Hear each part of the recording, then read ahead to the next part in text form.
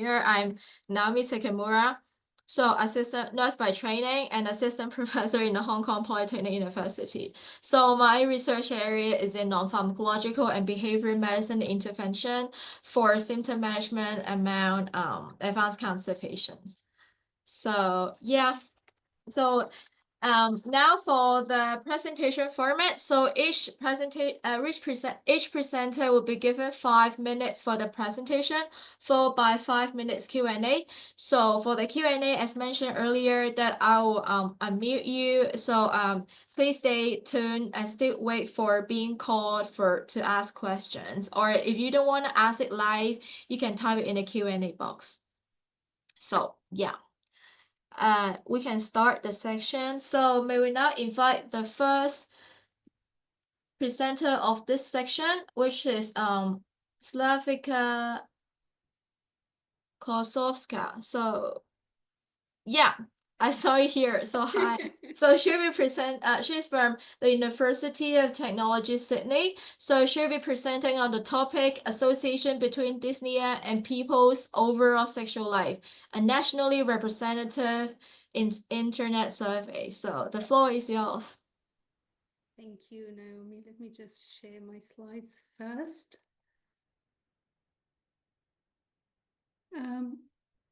Could you please give me permission to share?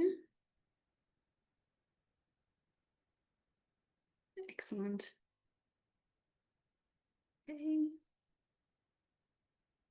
We'll get there.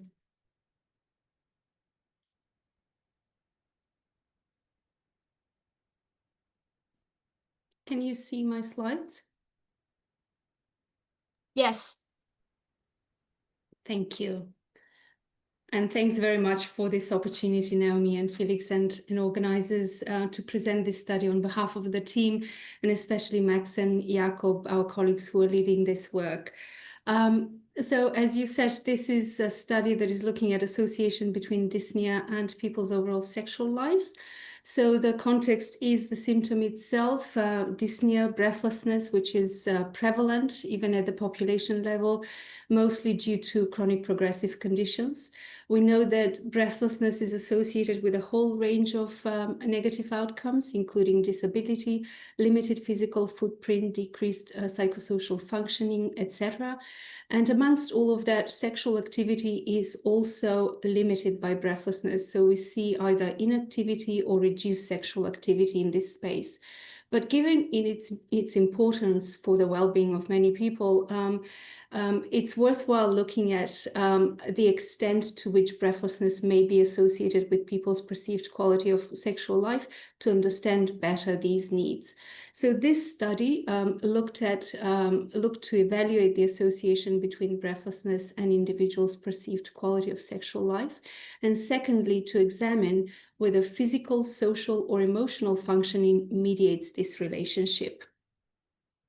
So we did a cross-sectional population online survey with Australian adults 18 years or older, and our population reflected the most recent census in terms of key demographic parameters.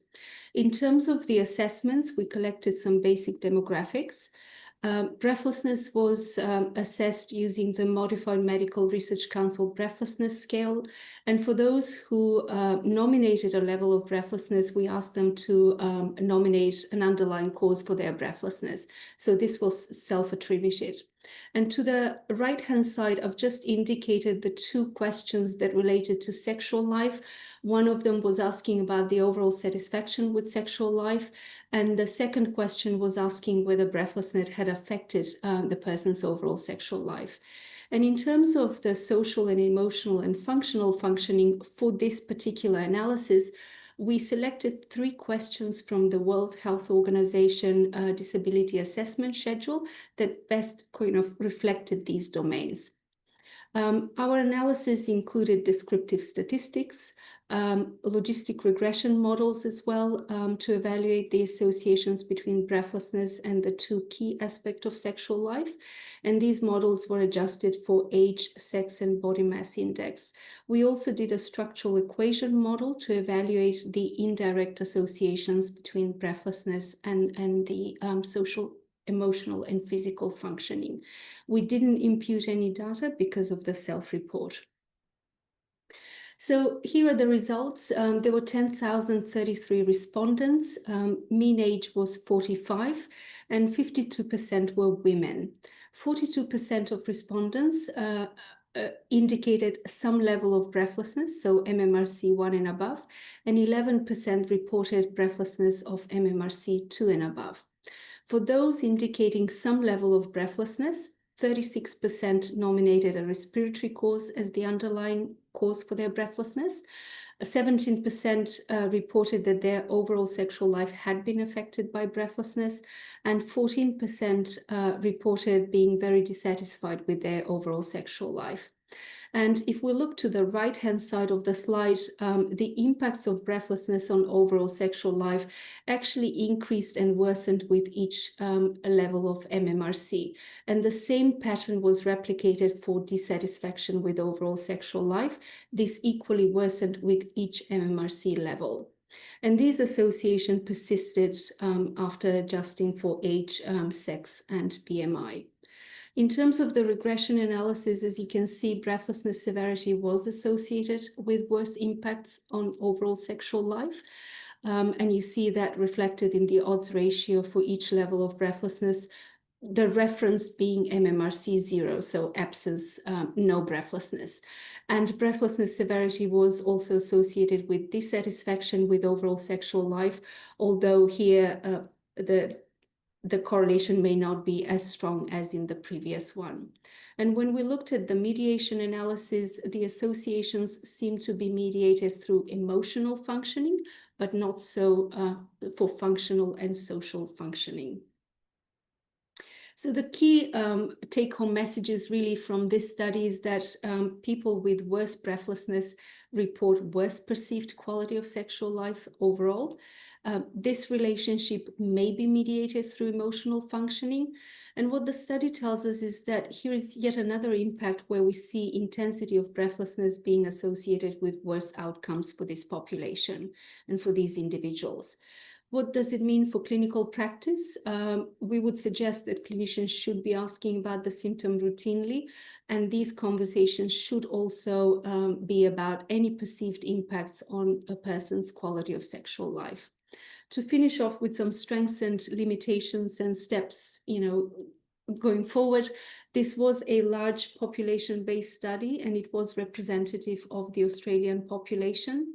The web-based approach that we used and independently of health service contact may potentially have allowed for more representation of people with moderate to severe breathlessness, so people who may be housebound or reluctant to seek care. And in terms of the limitations, essentially data collection relied on self-report here, and it would be great to include some objective measures moving forward. The impacts that we see here need to be investigated in longitudinal studies, again, to get a better perspective of progression over time. And last but not least, we need some qualitative data here as well, and especially in relation to intimate partners to get a more robust and nuanced understanding of these impacts that we are seeing here. So thank you very much. I will be happy to answer some questions. Thank you. Yeah, so thank you, Dr. Slavica Kochovska. So for interesting presentation on the association between breathlessness and also sexual life. Is there any question from the floor? You can either press the raise hand function or you can type it in the Q&A section.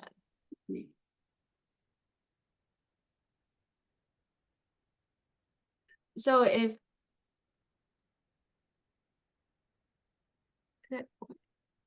it's from Dr. Davenport to read.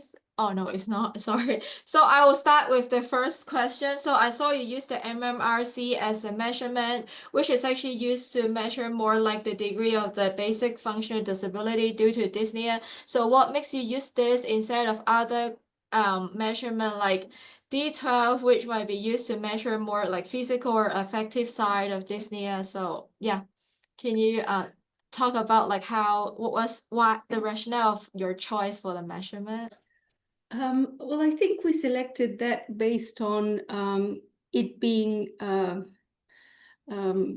used quite a lot in population studies. It's not necessarily, and indeed some clinical studies as well. There was also a practical aspect to it, being short, and we were restricted in terms of the length of the survey overall. So given that it is quite extensively used in population studies as well as clinical studies, we felt confident in putting it forward. Although, and very much on point, that including the multidimensional measures would probably give us even more richness in the data and some aspects that potentially we might not see it with the MMRC. So this is something that we flagged for future research as well and for other surveys, but for the time being, we've used the MMRC.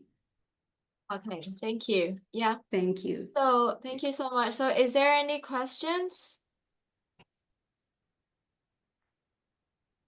So yeah, that's a question from chat. So thank you for your presentation. I'm curious to know more about your second key point regarding emotional functioning potentially meeting this relationship. Is this suggesting that those with higher or lower emotional functioning score or self-report were more or less impacted by this dyspnea function relationship? So this is a great question, and I should say that these are sort of analysis in progress and preliminary. My understanding is that what we set out to do is to first look at the sort of direct correlation and relationship between dyspnea, breathlessness, and then, impact on sexual life. But what this tells us is that there might be an indirect correlation as well, that breathlessness impacts the emotional well-being, and then emotional functioning impacts sexual life. So it kind of, and I'm probably wrong for saying this, but it reminded me of Alexandra's presentation yesterday with the cool name, the centralization, or the I think I don't know. The answer is that I don't know whether those who present more emotional, sort of higher score on the emotional affectedness would present more impact on sexual well-being potentially, and how the direct correlation would actually work between dyspnea and sexual well-being. So I will need to wait and see the correlation in the triangle and how it all comes together. But I will take it to the team, and I apologize if I'm not able to answer the details for this. So yeah, thank you. So next, we can take two more questions. Mina, you can unmute yourself. Thank you. Thank you, Slavica. That was really nice to be reminded of assessing yet another aspect of quality of life in this, in this population that suffers from a lot of distress.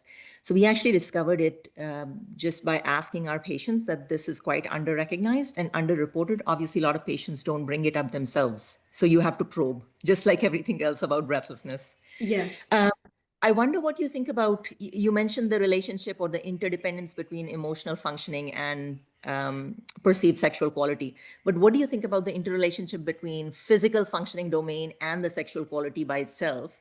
The reason I ask this is because in my patient population, I find that simply by asking this question and understanding what's happening in the physical domain, simple example, lots of ILD patients desat very easily with exertion. So I found that just allowing them to, letting them know that they can adjust oxygen and prevent desaturations and using different modified positions, they're actually able to do it better. So I also feel like there might be an interdependence between the physical aspect and the perceived sexual quality, in addition to the emotional interdependence that you talked about. And I think, Mina, it's a great point. And essentially, it's interesting how the analysis sort of suggested that it's emotional rather than physical or social. Not rather than, but out of the three, that emotional seemed to be a mediating factor, but not physical, where we know that, as you said, the physical impact is quite substantial. And if we do improve it, whether we see improvement on sexual well-being, for example. So we'll have to have a look and whether we can introduce anything else that we have in the survey that is measuring the physical exertion, although, the MMRC is pretty much exertion-related breathlessness. But it's interesting that we didn't see a signal there, but we saw it with emotional. And I personally wouldn't know why that might be the case, and how we might actually unpack that for the interpretation and probe a little bit more to see whether there is anything else specifically related to the physical functioning. But yeah, absolutely. And in terms of the under recognition and the under reporting, as you said, absolutely, people are reluctant to bring it up, to bring up the symptom, to bring up the day-to-day really impacts, which might not be as significant as medical sort of results or implications, but it's absolutely important, as you pointed out, to actually probe and initiate those conversations to signal that support and to signal that those aspects are equally important and relevant to the clinician as well as then the patient and their families. Thank you. So I know Jill has raised her hand for quite a while. I know time is running short. So one last quick question from Jill. Thanks, Naomi, and thanks presentation. It's quite quick actually, because it sort of follows on from Mina's point and your response to Mina. Do you think having more explicit evidence in this area will help us to raise this with patients? Because often healthcare professionals and patients find it difficult to discuss. We used to discuss a lot in our service about whether we should do it in one of our pulmonary rehab sessions or not, and how that would be received by patients. So I guess that's my question. Do you think it makes it easier? Evidence shows this. Can we ask you about it, or would you like to talk about it? I just wondered what your thoughts were on that. I think so. I think you're absolutely right, Jill, because I think from what I know from interviews, for example, it comes across that patients, so people presenting or in routine consultations would be under the impression that if it is significant, the doctor or the nurse will ask me about it. And if they're not asking me, therefore, I shouldn't be mentioning this. So there is a little bit of that. And then clinicians thinking, well, if it's something significant and important, the patient will actually tell me about it. So it becomes a catch-22 where everyone expects the other to raise it if it's significant, and if it's not, therefore it shouldn't be mentioned. And I think providing that platform where we not start to think, to talk, but actually introduce these everyday impacts that we see on a person's daily life, I think is very relevant and would be welcomed by the patient, because they essentially, what we see from the population studies, but equally from qualitative data, is that patients would wait until things get quite extreme and those impacts get quite extreme to then start to talk about that. And we also see from the data that actually people with quite severe breathlessness, so we are talking MMRC4, housebound, unable to dress or undress themselves, they usually report less impact, but essentially that becomes a huge question for all of us, is why.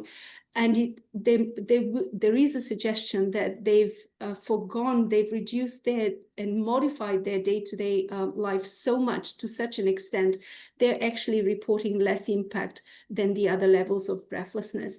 So I think encouraging communication and conversations about these issues is absolutely paramount. And I think once it's raised, the patient can navigate that conversation quite confidently. And especially if there are caregivers, family members or caregivers present, they become also sort of partners in that conversation and conduit to sort of more informative information being shared. So I would strongly encourage that. Yeah, so thank you, Slavica. So yeah, so now we'll move on to the next presenter. Thank you. So thank you for your presentation. So it will be Valentin Mons. He's from the Institute of Exercise and Environmental Medicine, Texas Health Presbyterian Hospital, Dallas. So Valentin, please. Hi, can you hear me fine? Yeah. Good. Can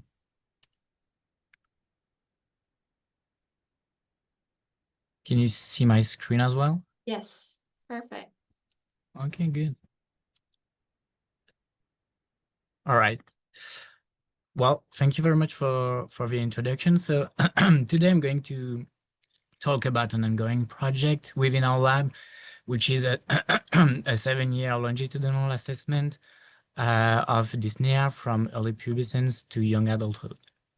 So just to give you a little bit of context, childhood obesity is one of the most common pediatric chronic diseases in the United States. It affects 14.7 million children and adolescents across the country. And it's actually a pretty big problem because more adiposity during childhood, it could be associated with more fat mass during adulthood. Which is also a problem because obesity imposes a burden on the respiratory system. For example, it is known that with obesity, there is a decrease in functional residual capacity.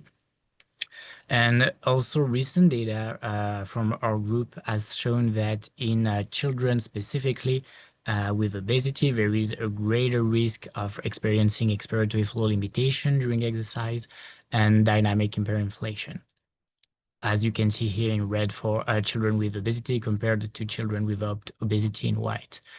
And also, obesity is associated with a greater work of breathing and a greater O2 cost of breathing. And so all of that together could increase the sensation of dyspnea. So to determine what happens during childhood, we initially recruited children from 8 to 12-year-old.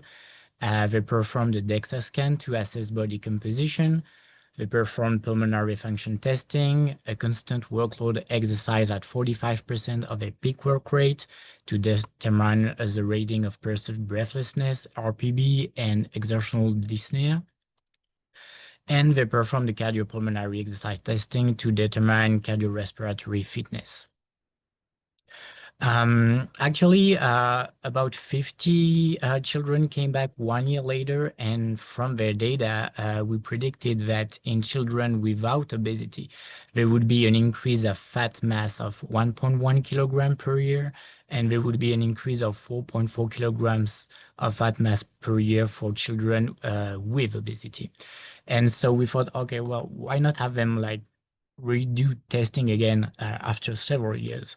And so far, so this is an ongoing project, but so far, after 7 years, we have 20 children who came back after 7 years. And so what we saw is that actually the prediction we had were not too bad. They're actually pretty good. And we even saw that some children had an increase of roughly 6 kilograms per year of fat mass, which was pretty impressive to us. Also, what caught our attention when we looked at the BMI is that we had some children who were not even 20-year-old and who had a BMI approximately at 50, which is pretty high to us. When we looked at rating of perceived breathlessness during the constant workload at 45% of their peak work rate, we observed globally a trend toward a decrease in RPB. And when we looked at dyspnea on exertion, which is when RPB is higher than or equal to 3 during this test, we also saw that the dyspnea on exertion was pretty similar. But what we saw is that we had a decrease of 1.2 in children without obesity and a lower decrease of 0.6 in children with obesity. And so this could be potentially due to like a repeatability on perception, some kind of learning effect. Maybe even better to assess their breathlessness, or maybe they are more used to it. Also, what we observed is that there was an increase in their VO2 peak in liter per minute, which is expected after 7 years during childhood. But also what we saw and was striking was that there was a really large decrease in their VO2 peak relative to predicted values. So there was a large cardiopulmonary deconditioning, and actually this data corresponds pretty well with their self-report of physical activity, because, well, we figured that after high school, most of the kids were not doing any physical activity anymore. And so the take-home message is that our data suggests so far that when obesity is present at early pubescence, it worsens during growth. Aging seems associated with a decrease in perceived breathlessness, and obesity appears to attenuate this decrease. Aging is also associated with cardiovascular deconditioning, regardless of obesity status. And so finally, so this is an ongoing project. So we are at the year 2 out of 5 years of this project. So there will be more children coming. So we will have more data and more group comparisons to do. So thank you very much for your attention, and thank you to the preliminary team of the IEM here in Dallas, Texas. And a special thank you to Tony Babb and Bryce Balmain for their guidance. Hi, everyone. I'll just take over the Q&A and moderating from Naomi. So if anyone has any questions to start with. Dennis, go ahead. I think you raised your hand.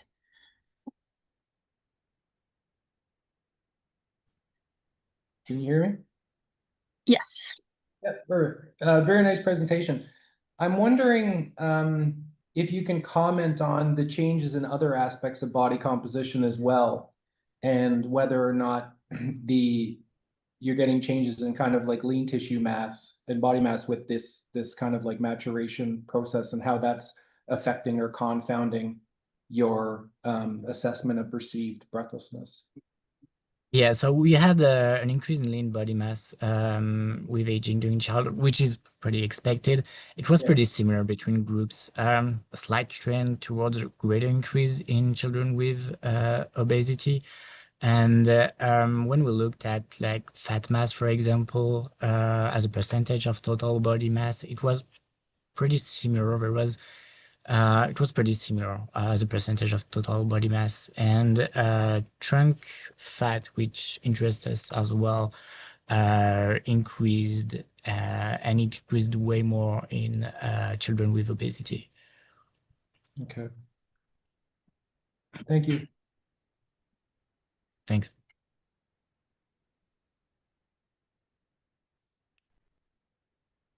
I don't see any other questions. I guess I can ask one. Maybe I missed this during your presentation, but are you guys measuring dynamic operating lung volumes during exercise? Yeah, we are. I didn't show the data. They've not been analyzed yet either. There are some data that I showed like in my first slide. Yeah, that first one. From Boamah 2024. There are during a CPET test, and here on this paper, it's shown that there is children with obesity breathe at a lower lung volume than children without obesity, and that's pretty much like across the test, the max test. It's pretty like you have the two lines, and they just breathe at a lower lung volumes from the beginning to the end of the test. Okay. Dennis, I see your hand is still up. Do you want to ask another question? Yeah, it was just, sorry, if anybody else has a question, certainly, I'll defer. I'm wondering about the dynamic hyperinflation in the children. So the dyspnea work in exercise, at least in adults, seem to suggest that the end expiratory lung volume is less important than the end inspiratory lung volume in determining breathlessness. There's a strong association between dyspnea and, say, the inspiratory reserve volume. So I'm wondering whether or not the dynamic hyperinflation that you're observing maybe in adult or in pediatric obesity is more about an end expiratory lung volume phenomenon, and the combination of a change in breathing pattern being more rapid and shallow with a change in end expiratory lung volume is resulting in a preservation of the end inspiratory lung volume. So they're not really more critically constrained on inspiration because they're not really breathing at higher lung volumes per se.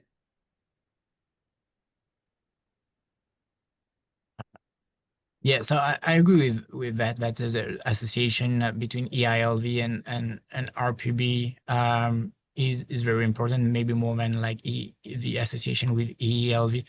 I'm not sure I quite understood your question, though. I'm sorry. So I guess what I'm saying is that breathing near total lung capacity has a pretty negative effect on the length tension relationships of the inspiratory muscles to become shorter and weaker. And there's also an increased inspiratory elastic load that the respiratory muscles have to work against. Now, that is more that's driven in large part by the EILV, but the dynamic hyperinflation is assessed by the change in the EELV. And so I'm wondering whether or not you can have dynamic hyperinflation that is somewhat inconsequential to breathlessness if they modify their breathing pattern to be more rapid and shallow to prevent the end inspiratory lung volume from getting closer to total lung capacity, where the physiological consequences of breathing at high lung volumes are realized. Yeah. Okay, I understand now your point. Yeah, and yeah, I think that breathing pattern also played a pretty significant role. What we saw also during these tests, during the constant workload test, is that with aging during childhood, they quite changed their breathing pattern as well. Like their tidal volume increased, and they were less relying on their breathing pattern. So they had a pretty shallow, rapid breathing pattern at baseline, and it kind of tended towards a less shallow breathing pattern as they got older. Though the VT as percentage of FVC was pretty similar. But yeah, the one nice way would be to assess that would be, for example, to record these operating lung volumes and to have, for example, EMG of the diaphragm during testing, and to see how they are related and how this EMG of the diaphragm would be related to the RPB, for example. Yeah, interesting. Thanks. I think that's all the time we have. So thank you, Valentin. And thank you. For our next presentation, we have Erica Heinrich from University of California, and her presentation is assessing and continuously monitoring dyspnea using non-invasive biomarkers. Go ahead and share your screen.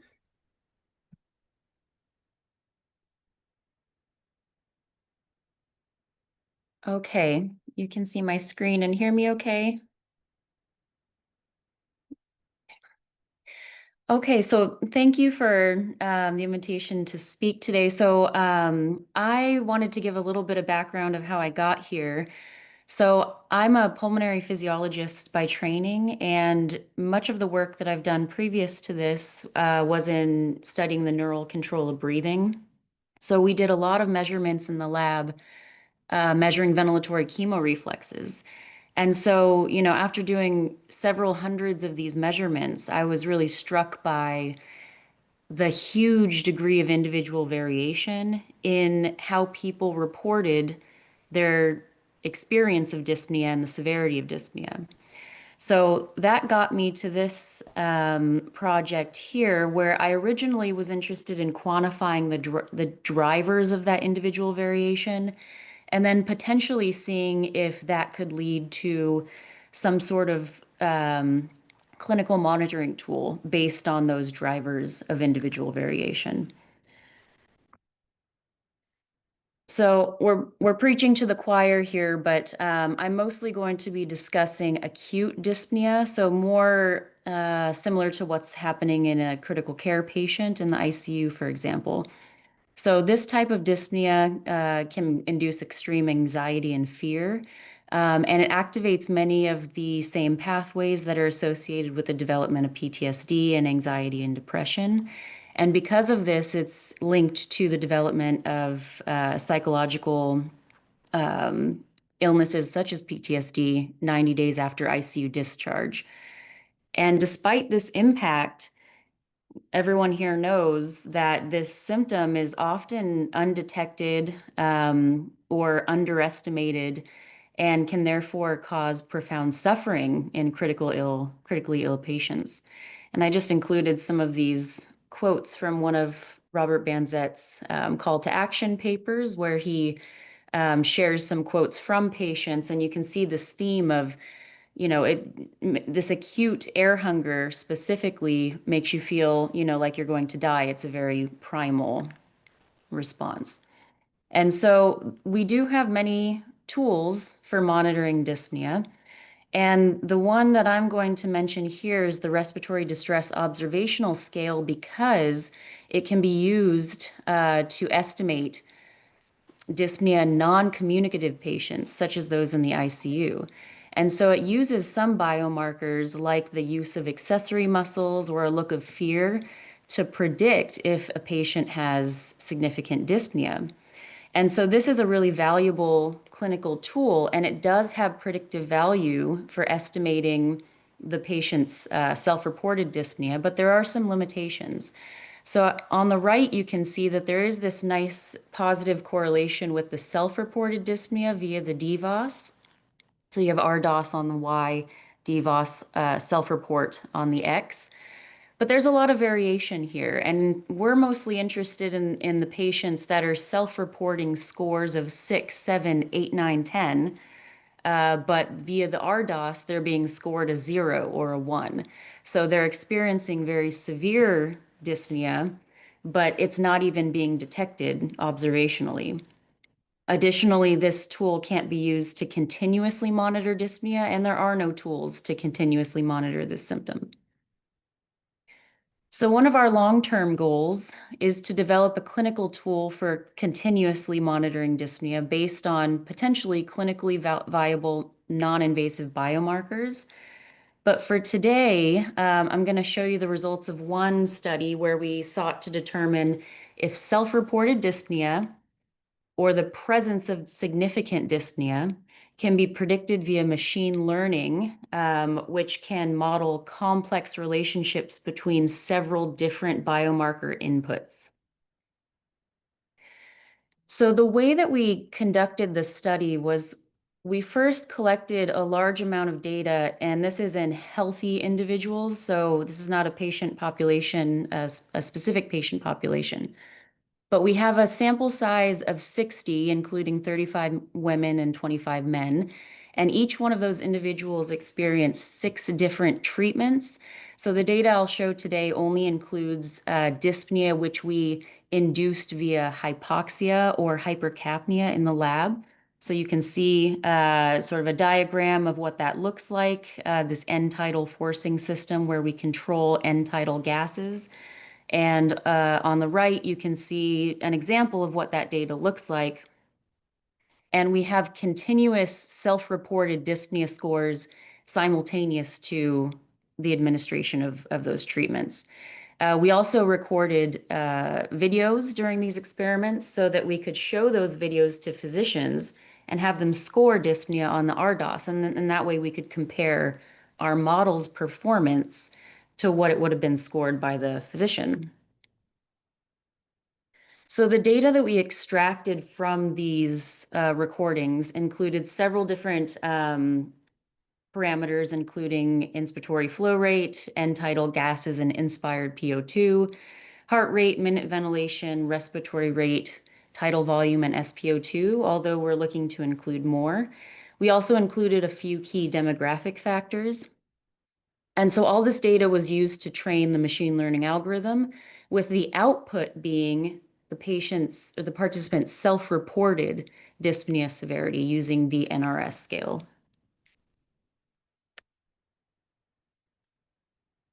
So what that workflow looked like was, after collecting and extracting and filtering the data, we ended up with 567 observations across 60 participants with 35 input predictors. The data was separated into our testing and training data set. So 30% of the data was not incorporated into training so that we could have an independent test data set. We trained several different machine learning models, and then we evaluated them all for performance. We chose random forest as the highest performing model and used that for refinement. And then we compared those accuracy results to the observational estimates. So I first want to show the principal component analysis, because you can see, even without the machine learning results, that there is some separation between participants who report higher levels of dyspnea and many of the input variables. So here on the left, you can see the sort of a continuous coloring showing the severity of dyspnea from 0 to 10. And then we have the principal components showing the separation of the two groups. So on the right, you can see in blue are individuals who had an NRS score less than 3. And then on the right, an NRS score greater than or equal to 3. And I can discuss why we chose 3 if anyone has questions about that. And then you can see these vectors showing which variables drove the separation of those groups. So a lot of what we see, end tidal CO2 comes out, minute ventilation, of course, and then the inspiratory flow. So these are the results from our trained models. So you can see already that all the models performed fairly well. On the left, you can see the ROC curves showing that every model performed with an accuracy greater than 85%. But what's more important for us is the precision recall curve on the right, because our data set was unbalanced. So in this data set, it was much more likely that individuals would report an NRS score less than 3. And so this is on the right, we want to use that precision recall curve for choosing the optimal model. And so here you can see random forest performed with the highest accuracy at 82%. And so we chose that model for further refinement. And what we did was we looked for possible bias in the training of the model. We compared different cutoffs of the NRS to see if performance varied depending on where we cut off the dyspnea severity to classify people as dyspneic or not. We pulled out the significant features. And then finally, we compared to the observational estimates.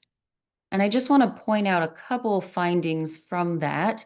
So first, there was no bias based on sex. So we gave the model a unique data set with only data from men and only data from women. And it performed well in both groups independently. So it wasn't overfit to one group or another.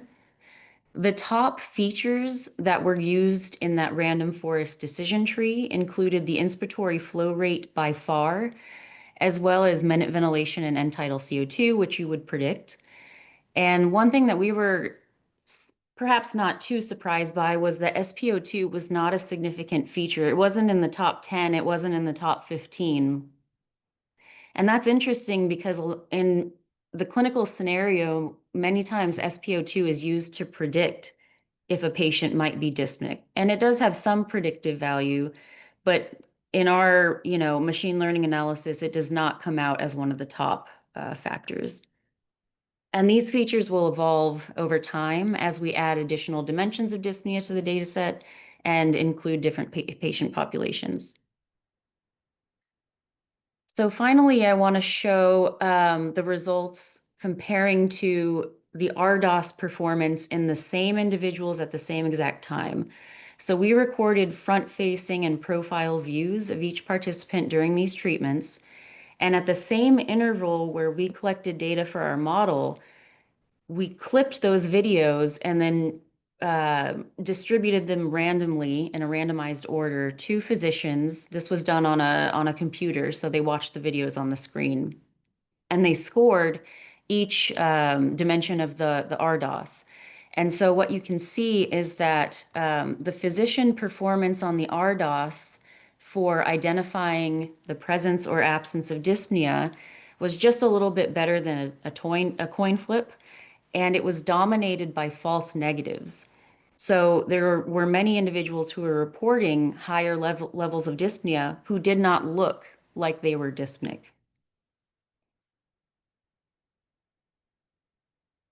So I'll wrap up here with just a few conclusions. So this machine learning analysis, it's hard to imagine that you can use objective biomarkers to predict a subjective sensation. It's a conversation that I have frequently.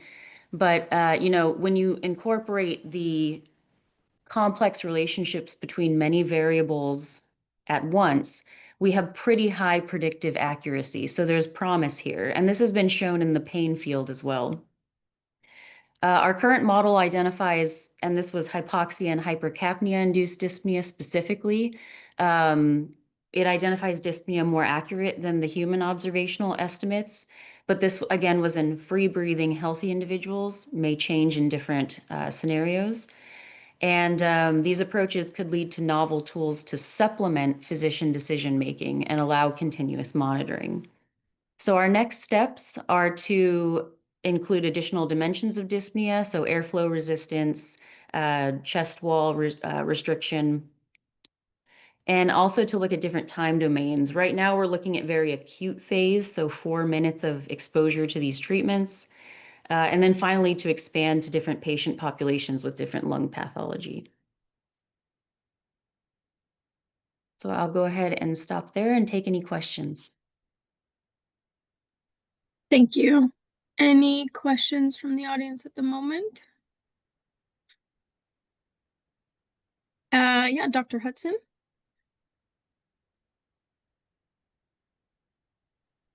Can you hear me now? Yes. Hi, I have two questions about, thank you for your talk, about the machine learning approach, which I have very little direct experience in this, but wondering, do you have to do a power calculation? So how do you know you're recording enough variables and recording from enough participants? And then my second question is, does it matter that the variables are not independent when you put them all into your model? So let me just start by saying this is also new to me. The idea of machine learning analysis is new to me. I'm trained as a physiologist. So we have several statisticians that are working on this with us. And one thing I've learned is that power analyses in machine learning are very tricky. And some people will tell you there's no such thing as a power analysis in machine learning. You just need a very large data set, as large as you can get.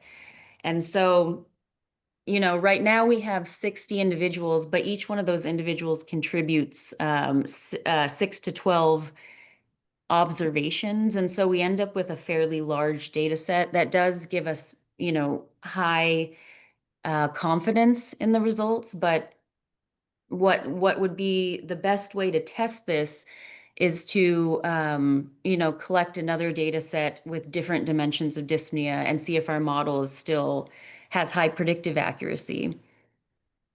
With the sort of collinearity of variables,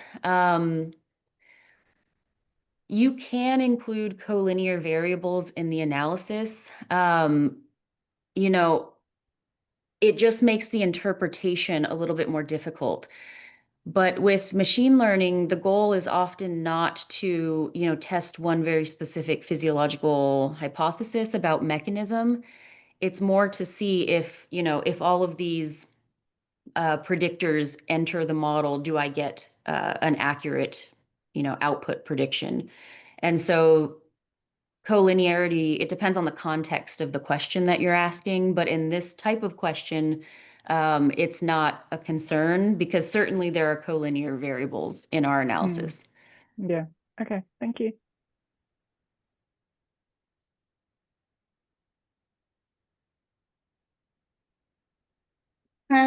Perhaps another question.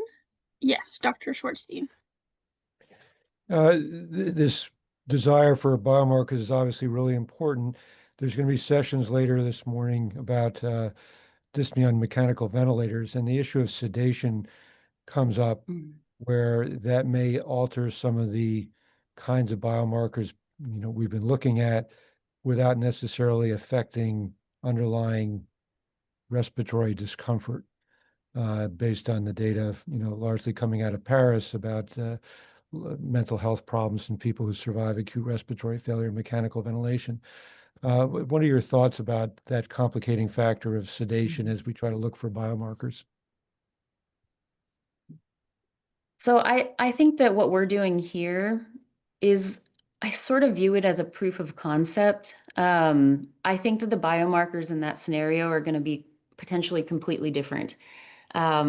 But what I view this as is, proof of concept that this could work, and that in order to develop something like this for an actual clinical scenario like you're describing, where you have so many other contributing factors, you have sedation, neuromuscular blockade, anxiety and other things, that a model would need to be trained in that context.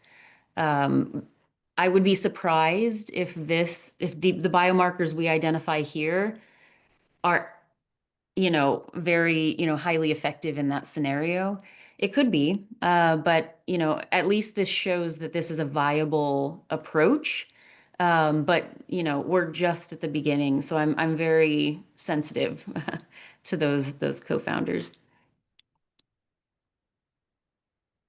Okay, I think that's all the time we have for questions for this. So thank you, Dr. Heinrich. Our next and last presentation for this session will be from Isaac Boamah-Frimpong from McGill, my colleague, and he will be presenting on methods of measuring dyspnea during exercise testing, a systematic scoping review. So go ahead, Isaac.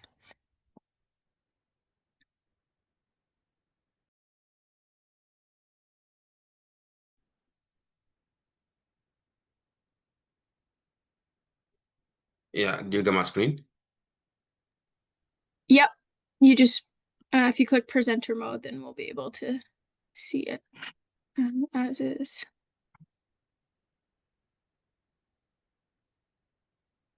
Do you see it? Yep, but we see your PowerPoint application as well. Okay.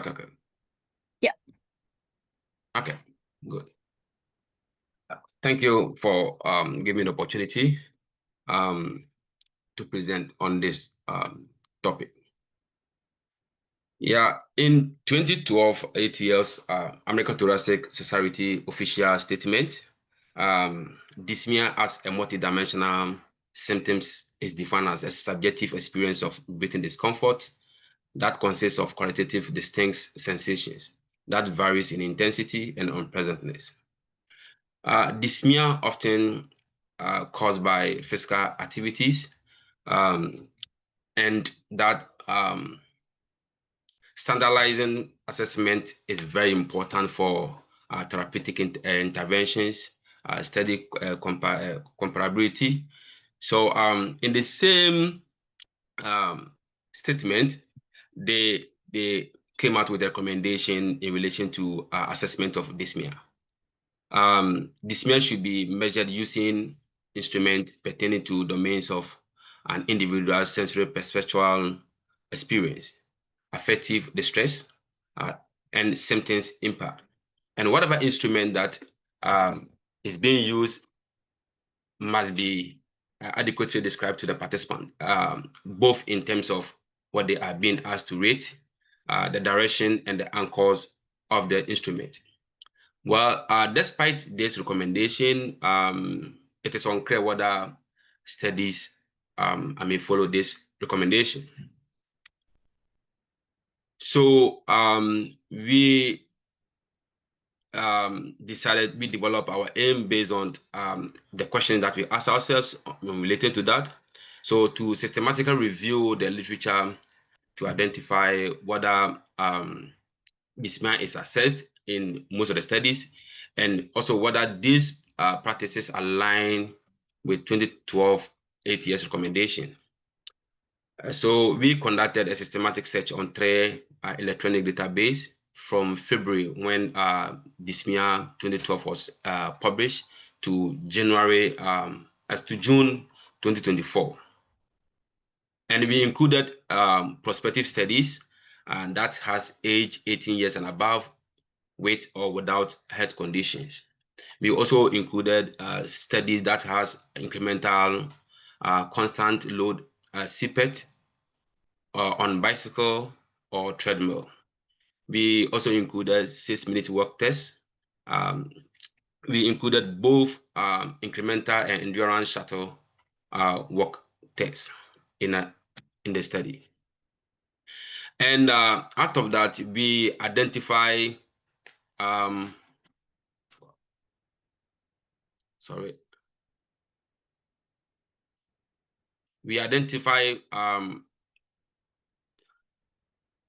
sorry for that.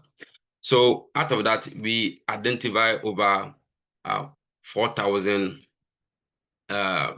studies, and we went through title and abstract screening and full screening, and we included 359 studies. That made up of participants of 21,560. And this study, you can see that most of the studies are COPD studies and healthy studies, and the minority were other studies too. So I'm showing you the exercise modality that was used in most of the studies. So you can see that out of 359 studies, about 50% of the study use 6-minute walk test, 56% use incremental exercise test, and 14.8 use constant work rate exercise test.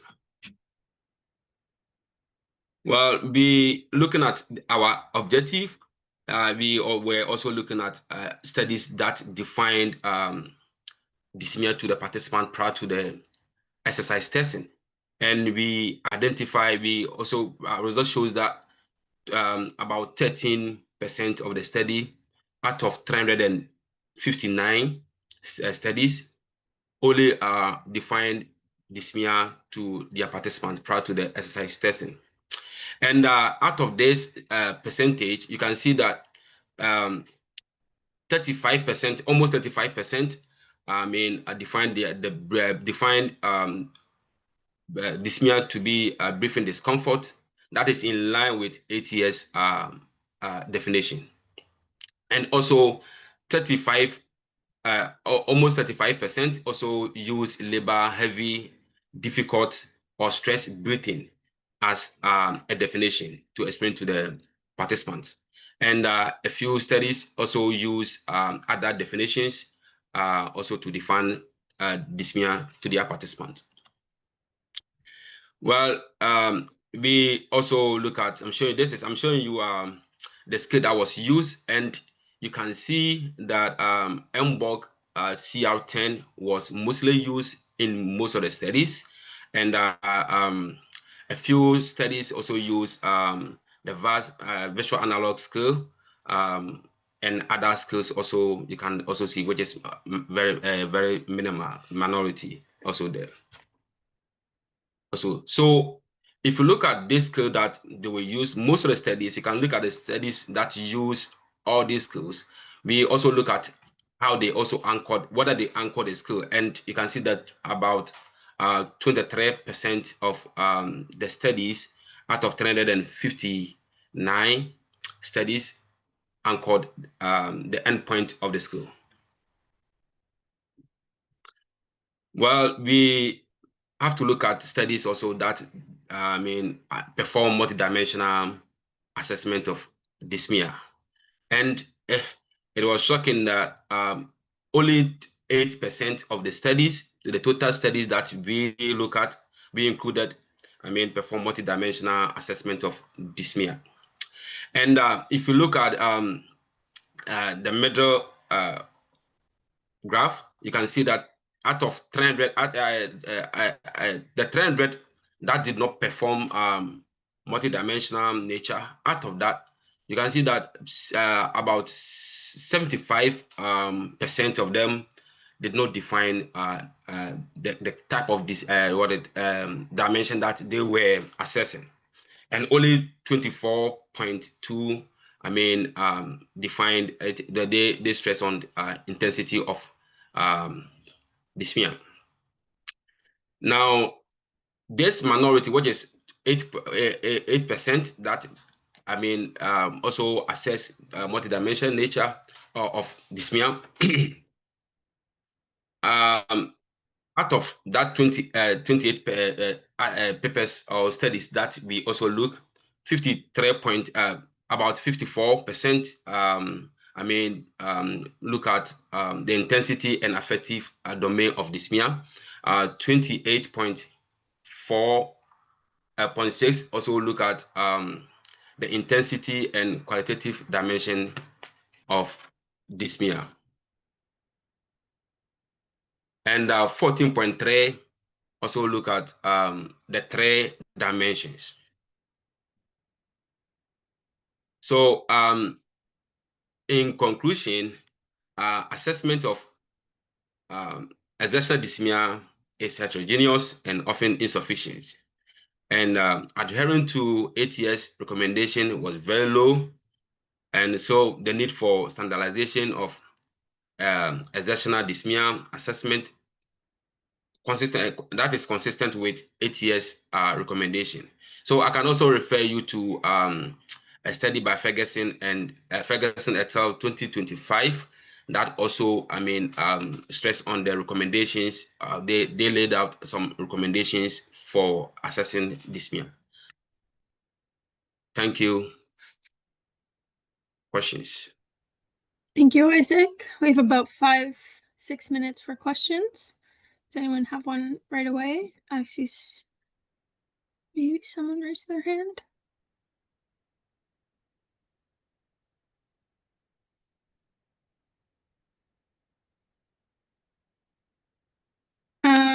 Okay, I'll start.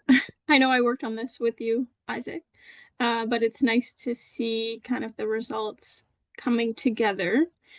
And I did see that your conclusions here, you're saying that it's insufficient. The majority of studies don't do this well, but everyone in this room probably does it better than every other one else. We're the ones who would be pushing this.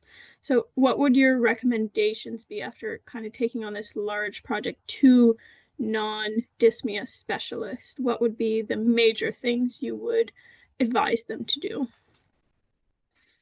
Yeah, thank you for the question. Yeah, so if you look at what we recommended, we think that it is good for us to follow the ATS recommendation guidelines in how to assess dyspnea based on it, because if you look at ATS official statement, it was based on variability of other tools that was used, and they came out with this recommendation. And so we have also identified the same trend, and we think it would be better that we, going forward, studies have to go by the guidelines. Thank you.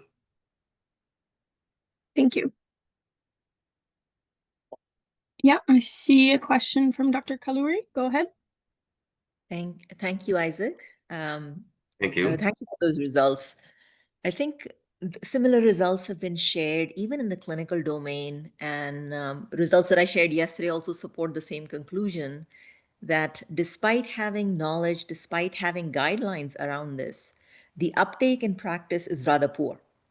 Right? We all know that dyspnea is multidimensional, and we all know that there are validated tools, but somehow that's not being translated in action.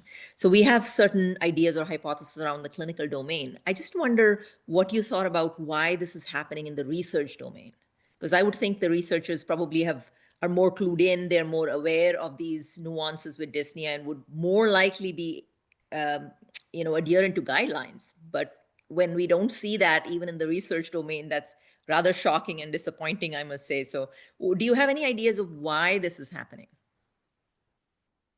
Well, thank you for your question.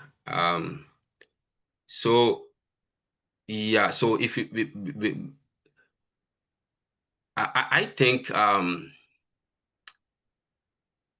the research has been like a community based, and most of the researchers also believe in their methods that they propose, and some prefer to go with it. And I wouldn't say that maybe they are doing a poor work, but I think